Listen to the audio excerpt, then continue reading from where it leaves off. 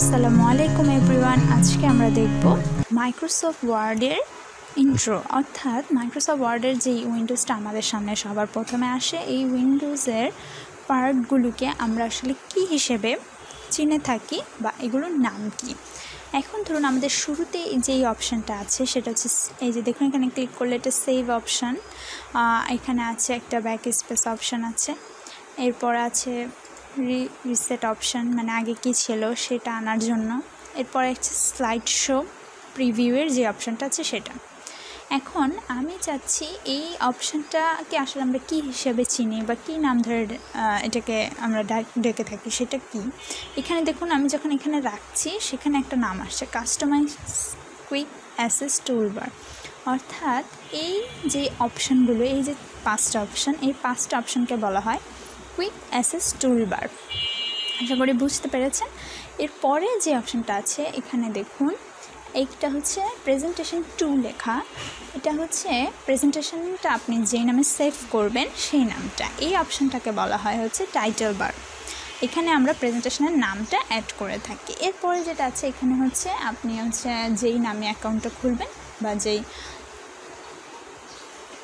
Email থেকে আপনার আইডিটা খুলবেন সেই নামটা এখানে থাকে, এটা হচ্ছে আপনার অ্যাকাউন্টের নাম। এরপরে এই যে পাশে যেই চারটা অপশান আছে ক্রস, তারপর হচ্ছে কাস্টমাইজ করার বা মিনিমাইজ করার, এই যে অপশানগুলো আছে এগুলোকে বলা হয় কন্ট্রোল বক্স বা কন্ট্রোল টুল বক্স। ঠিক আছে, এগুলো কিন্তু সব সফটওয়্যারের ক্ষেত্রে এই অপশানগুলো থাকে। এরপরে যে অপশানটা আছে দেখুন, file, home, insert, design, transaction, animation, slide, review, এই যে সবগুলো উপরের এই নামগুলো, হ্যাঁ শুধু নামগুলো, এই নামগুলো থেকে বলা হয় ট্যাব মেনু বা মেনু বার। আবারও বলছি, এই যে উপরের যেই অপশানগুলো আছে, এই অপশানগুলোকে বলা হয় ট্যাব মেনু বা মেনু বার। ওকে, এরপরে এই যে নিচে দেখুন হোমের আন্ডারে একটা সাদা রঙের অংশ কিন্তু যুক্ত হয়েছে, আবার ইনসার্টে গেলে এটা চেঞ্জ হয়ে যাবে, এই যে অন্যরকম আসছে। এখন এই অংশটাকে বলা হয় রিবন। রিবন এবং হোম কিন্তু একসাথে সম্পর্কযুক্ত। ঠিক আছে, এখন হচ্ছে ধরুন এই যে ট্যাব মেনুটা, এইটার আন্ডারে যে অংশটা থাকে সেটাকে বলা হয় রিবন। এখন আমি চাচ্ছি আমি ডকুমেন্টে কাজ করছি, এই অংশটা আমাকে ঝামেলা করছে, এটা আমাকে হাইড করে দেব। ঠিক আছে, হাইড করার জন্য এই যে এই কর্নারে যে অপশানটা আছে এটা প্রেস করলে এটা হাইড হয়ে যাবে। এখন অনেক সময় যে সমস্যাটা হয়, আমরা হাইড করে ফেলি কিন্তু আমরা এটাকে আবার কীভাবে আনবো বা কাজ করার সময় চলে যায়, প্রেস করলে থাকে না, তো সেই ক্ষেত্রে এটা কীভাবে আনবো, এখানে প্রেস করার পর দেখুন চলে গেছে। হ্যাঁ, তারপর আমি হোমে প্রেস করলাম, এরপরে এই যে অপশানটা আছে পিন অপশানটা, এটাতে প্রেস করে দেবো, বাস হয়ে গেল। এই দেখুন যাচ্ছে না, এখন আমি ক্লিক করলেও পরে অপশানটা রিবনটা রয়ে যাচ্ছে, এটাই হচ্ছে রিবন। এরপরে হচ্ছে এই যে অপশানটা আছে 1, 2 লেখা, স্লাইডের নাম্বার লেখা, এই অপশানটাকে বলা হয় আউটলাইন স্লাইড ট্যাব। এই অপশানটাকে বলা হয় আউটলাইন স্লাইড ট্যাব।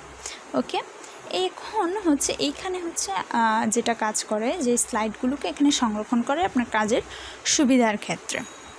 এরপরে যে অপশানটা আছে সেটা হচ্ছে এই যে দেখুন স্লাইডের নাম্বার দেওয়া।